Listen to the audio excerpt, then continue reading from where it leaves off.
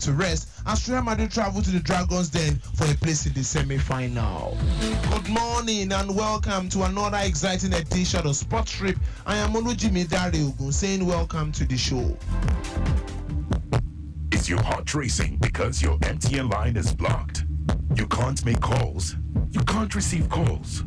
Not even text messages. Nothing at all? What about bank alerts?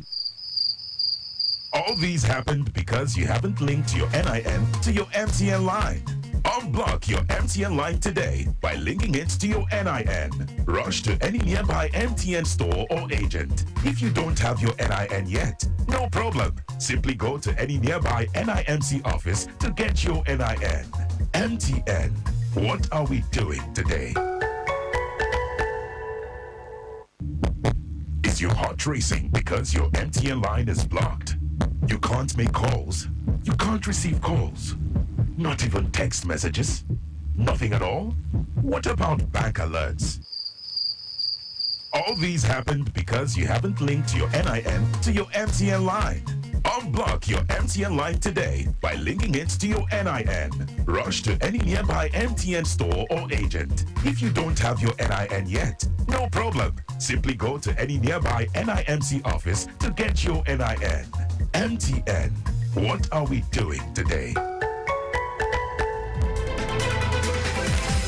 Starting with the Olympics, where the head of cycling governing body David Lappartient said World Athletics' decision to award prize money at the Paris Olympics goes against the Olympic spirit. World Athletics will become the first federation to offer prize money at any Olympics this summer. Gold medalists in athletics events will earn $50,000. Kotinemi says the Olympic spirit is to share revenues and make more athletes compete worldwide, not only to put all money on top athletes but spread the money. If we concentrate money on top athletes, a lot of opportunities will disappear for athletes all over the world. End of quote. Given the Olympics origin as an amateur sports event, the International Olympic Committee (IOC) does not award prize money but distribute funding through international federations and national Olympic committees. World Athletics move, which will be extended to silver and bronze medalists for the 2028 Games, was widely praised by former athletes when it was announced by his president Lord Cole. But yesterday, Labrent said, "We really believe that this is not the Olympic spirit. The proposal was not discussed."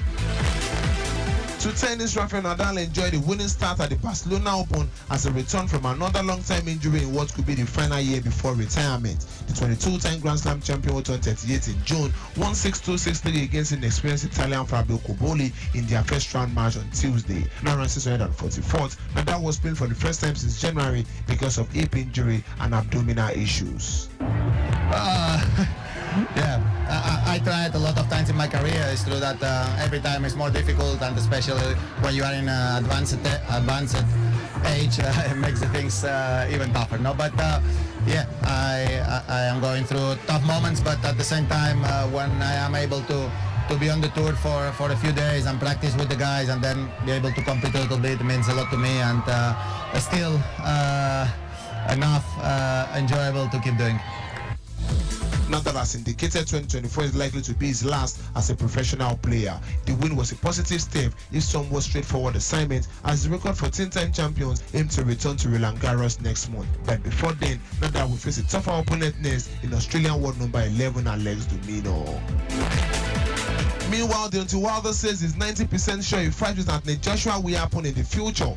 The American heavyweight faces Yalen Zheng on June 1st, 6 months on after his shocking defeat by Joseph Parker. The loss to Parker derailed a plan to fight against Anthony Joshua, but Wilder says the long-awaited bout can still happen. Kotinemi says, "People are always going to want to see the fight no matter what. I put in the high 90% chance of it happening." End of quote. Joshua and Wilder both fought on the same night last December with a view of meeting in April 2024, but the Briton was forced to former UFC champion Francis Ngannou instead after Deontay Wilder's defeat. And now to football on the home scene ahead of the Under-17 Waffle Bay Championship. Nigeria's Golden Eaglet has resumed training for the competition. The Nigerian Football Federation announced Manu Garba as the head coach of the team to replace Nduka Udbadi. The 5-time champions won Waffle Bay Championship last year and failed to make it to the Under-17 World Cup. Coach Manu has invited 51 players to the camp in Abuja, and they will be trimmed down to the required number for the competition, slated for mid-May in Ghana. Now to the NPFL, Rangers maintain top position in the Nigerian Premier Football League table, following a thrilling 3-2 victory over Abia Warriors in Enugu. The two teams put up a solid display in front of a fairly large crowd at the Nnamdi Azikiwe Stadium in Enugu. The hosts took control of the game in the opening minutes, with Isaac Xavier netting the opener in the 7th minute. Abia Warriors fought back late into the first half, with Adejo Jonugwa scoring the equalizer. Rangers took control of the game after the break, scoring twice through Kazeem Oguleye and Chidozie Okore. Chidozie Nwabueze reduced the deficit for the visitors in the stoppage time. Meanwhile, Oda Seimba moved to second place courtesy 1-0 victory against Atlant in another Oriental derby. Ekene Awaze fired home the decisive goal in the 35th minute. Other results from the match: the 30 games played yesterday in the Nigerian Premier Football League. Akwa United defeated Niger Tornadoes by 4-1.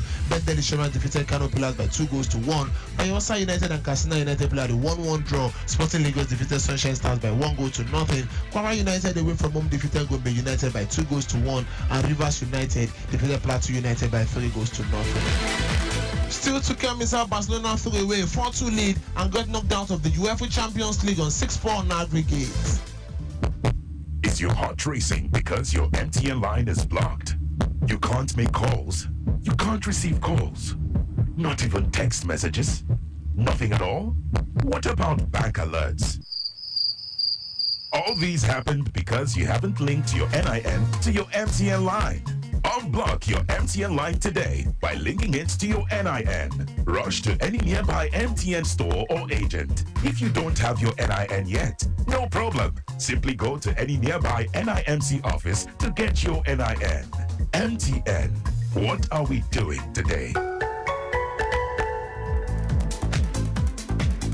Now to football in Europe. Kylian Mbappe scored twice as Paris Saint-Germain tries Barcelona to turn around the first leg deficit and reach the semi-finals of the Champions League. Paris Saint-Germain trailed 3-2 from the first leg in France, but reached the last four for the first time since 2021 after a chaotic encounter in Spain. Page running at Mendes, down the byline, Yamal across, and there is reviving the early haymaker and responding.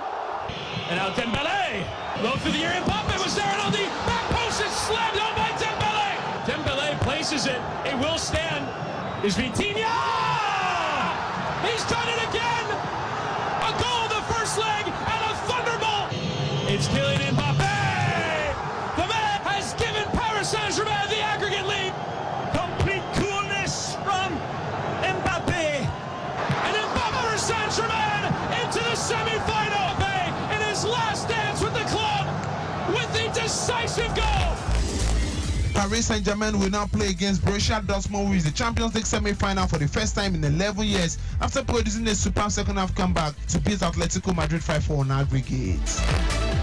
Later tonight are two big games as Manchester City, defending champion, hosts 14-time champion Real Madrid, and midfielder Bernardo Silva is saying winning the treble for the second consecutive year is an inspiration for the club. City won the Premier League, Champions League and FA Cup last season and are on track to repeat the achievement. Quoting Bernardo Silva, he says, "We want to create the legacy. We won 2 trebles in a row. We won 4 Premier Leagues in a row. We won the UEFA Champions League twice in a row. If we won 2 trebles in a row, that would be a legacy." Arsenal's coach Mikel Arteta assessed captain Martin Odegaard and forward Bukayo Saka will be assessed before their Champions League quarter-final second leg against Bayern Munich. Odegaard was taken off with 10 minutes remaining in Arsenal's defeat by Aston Villa on Sunday, while Saka was still limping off towards the end of the match. Quoting him, he says, "We will assess them tomorrow and we'll see how they are." End of quote. Arsenal and Bayern Munich drew the first leg 2-2 in London last Tuesday. The Gunners are hoping to reach the semi-finals of the Champions League for the first time in 15 years. Meanwhile, Bayern Munich reached the semis when they won the Champions League in 2020. This is where we call it a wrap on today's edition of Sports Trip. Keep listening to us on Lagos Traffic Radio 96.1. I am Olujimi Dare-Ogun, saying stay sporty, stay healthy.